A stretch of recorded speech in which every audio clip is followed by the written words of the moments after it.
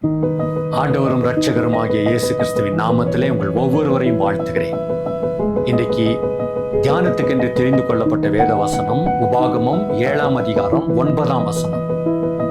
உன்னுடைய தேவனாகிய கர்த்தர் ஒருவரே தேவன், அவர் தம்மில் அன்பு கூறுகிறவர்களுக்கு 1000 தலைமுறை மட்டும் தன்னுடைய உடன்படிக்கை காக்கிற தேவன் என்று அந்த வசனம் சொல்லுகிறது.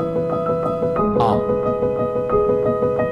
நீங்கள் அவரை அன்பு கூர்வீர்கள் என்றால், அவரிடத்திலே நீங்கள் அதிக பிரியமா இருப்பீர்கள் என்றால், அவர் உங்களுடைய வாழ்க்கையிலே ஒரு பெரிய ஒரு உண்மையுள்ள தேவனாயிருந்து உங்களையும் உங்கள் பிள்ளைகளையும் உங்களுடைய தலைமுறையினரும் அவர் தொடர் ஆசீர்வாதங்களை கொடுக்கிற தேவனாயிருக்கிறார். அப்படிதான் அவர் உடன்படிக்கை செய்கிறார்.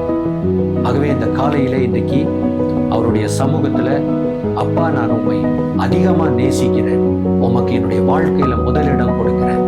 ஆண்டவரே, நீர் மாத்திரமே என்னுடைய தேவன், உம்மை தவிர நான் எதையும் நான் பார்க்க மாட்டேன், நீர் தான் என்னுடைய நம்பிக்கைன்னு சொல்லி முழுவதுமா அவரை பிடிச்சுக்கலாம். அப்படி பிடிக்கும் போது நம்மையும் நம்முடைய பிள்ளைகளையும் நம்முடைய சந்ததியினரையும் கர்த்தர் ஆசீர்வதிப்பார்.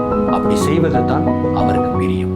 தொடர்ந்து கர்த்தர் இன்றைக்கு உங்களை ஆசீர்வதித்து வழி நடத்துவராக, எல்லா கிருபைகளையும் உங்களுக்கு தருவாராக. உங்களுடைய சுகம், உங்களுடைய பலன் எல்லாவற்றையும்